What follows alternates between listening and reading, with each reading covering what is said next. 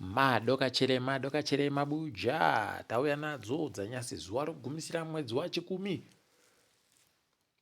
zuva rakanyangaritsa. Ipapa munhau dzanyasi dare reparamende razobvumirana kuti CAB3 ienderere mberi. Kwavhota vanosvika 226 226 vachibvuma 49 vakaramba. Rekai tione kuti zvinopera sei. Ziyambi akutoti ipapa zvaakutoitika izvezvi wamanangarwa ndo waakutoti waamirire kuti wapuwe, wachitopuwa wakatosaina ratopa mutemo mhando iyo CAB3. Rekai tione kuti ndizvo chiri zvichaitika apa. Magweta ari kureketa achiti aiwa pagorekai tatekera zviri kureketiwa izvo. Kwai CAB3 kana yapasa kudaro paramende yakufanira kuenda kobvunza vanhu nyika yese kuti zvatiri kureketa zvimuri kuzvida chere kana kuti muzvidaba. Kunorekai tigoona kuti vachazviterekera chere, vachaita izvozvo chere kana kuti vachareka. Tinoramba takaringa zvedu zvinenge zvichiitika tichinyepana. Wazhinji vanhu vari kuda kuziva kuti chokwadi chere gwaro ragonzi ndo riri kureketiwa, kuti ndo riri kuda kufungiwa navamunangarwa kuti wagoite panhau yokuti wagomise dare romakurukota yavo, woita kuti dare reparamende rivhote pokare kuisa mutungamiri wenyika. Heno mhandiwe, rekai tirambe takandoisa ziso ipapo tichininga hedu kuti zvinoperera kupi, zvinopera sei. Tinoramba tichinyepana. Apawo vamunangarwa wagoisa kuti kwai Brigadier General Fidelis Mhonda aiwa kwai aitiwa Major General. Pakanyangarapo rekai tione kuti zvinombopera sei iko kumauto ikweyo. Chedu kuringa basi mhandiwe, chedu kuringa basi, tinenge tichindonyepana. Zimura yagototi aiwa hurumende yakabvuma kuti kwai vari kubenhuka, wabenhuke nezvinhu zvavo zvavanga vari kuseenzesa, asi mwotika ibodzi. Kwai mwotika ibodzi yakatengiwa mugore ra2022 zvichienda mberi zvichidzoka kumashure ndo dziri kudiwa kuti dziunze dzipfuura. Paribe ari kuziva manje kuti wazhinji vari kubenhuka zvawaribe mapepa okugara muSouth Africa mavari kudzingiriwa imomo.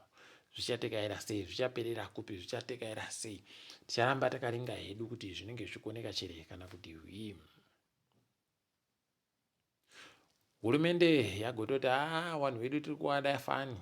Ipapa kwai tatumira mabhazi kuCape Town, kuDurban, kuPort Elizabeth kuti atore vanhu mhandiwe kuti waende kumabhazi wabenhuke nyika kwavo.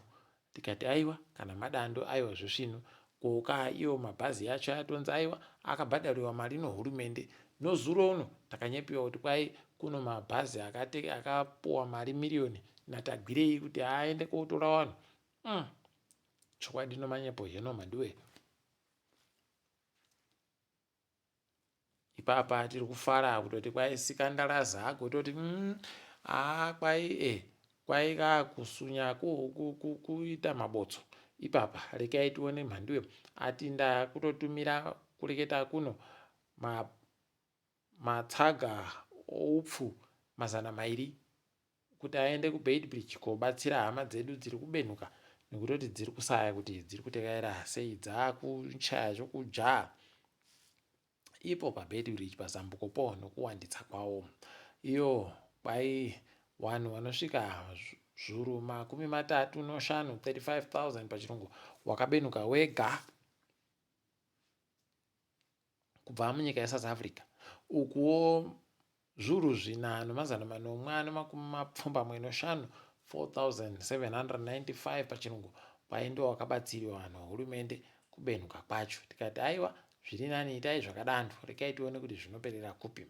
Apa pasi rese riri kuvhunduka mhandiwe, riri kuhwadziwa zviri kuitika izvozvi muSouth Africa.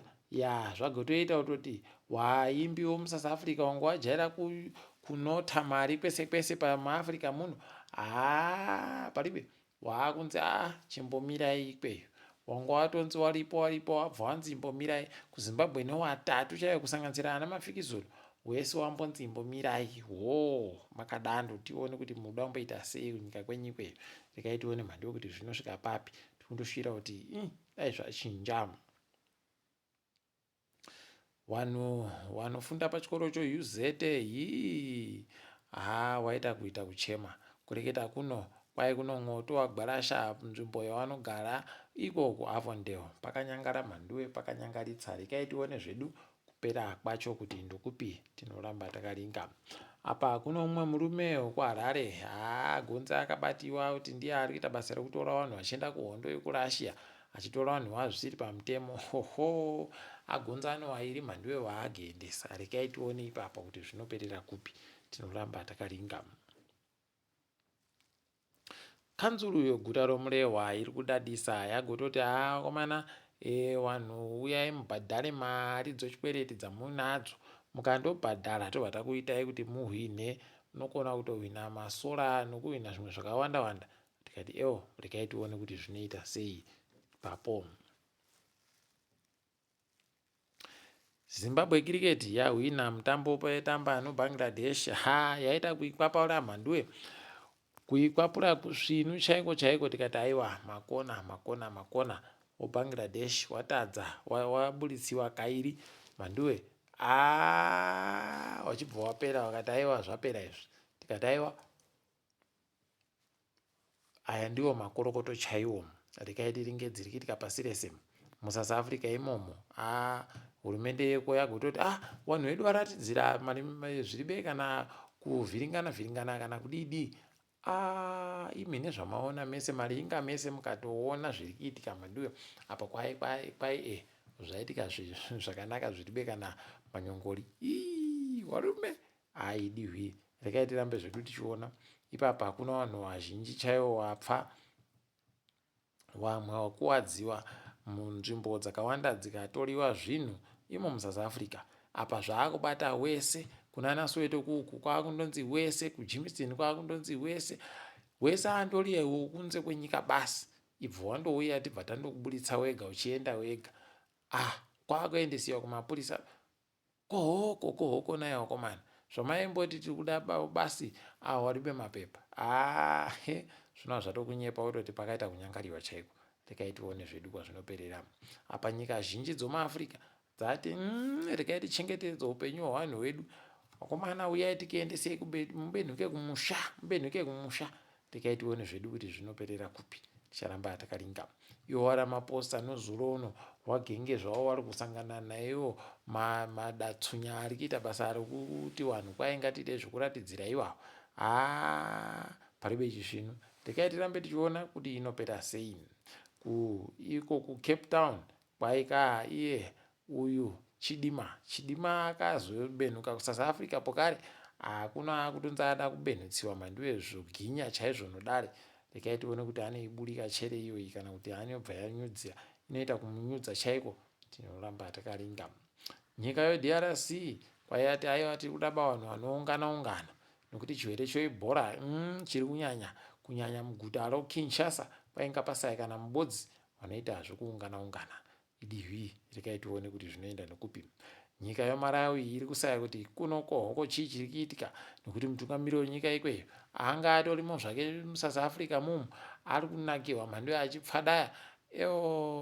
Apa wabiya ache wari kusaya kana mari yokuti wakwire mabhazi. Idihwi ngareka udando wakomana. Zvimwe zvacho unoita kusaya kuti kohoko naye watsano, kohoko naye wasekuru. Rekai tione kuti zvinoperera kupi. Umwe akampenga ari mukuru wemapurisa Feroz Khan aiwa uyu agonyepera kupfuriwa mhanduwe. Imi zvakaita kuoma chaiko. Rekai tione ipapa kwaikusha kuenda koreketa kuMajanga Commission. Idihwi. Rekai tinoramba takaringa kuona kuti zvinombopera sei. WhatsApp yakuti aiwa goti pai mazita enyu tiise mazita. Tikati aiwa zvisvinisai mazita tione kuti zvinomboenda nopapi. Tinoramba takandoringa hedu. Dare guruguru rokuAmerica ragoti iro kwai Trump aribe mvumo yokuita zvaangaita zvokurambidza vanhu kuti azvariwa muAmericamo, kunyangwe ari nevabereki vasiri pamutemo muAmericamo, iye anotoita chizvavo choAmerica.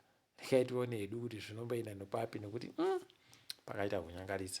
Asi tinoramba tichiringa tindoshuvira simba nokupona kuvanhu vomaafrica vari munyika yeSouth Africa vari kuvhiringiwa nomadatsunya.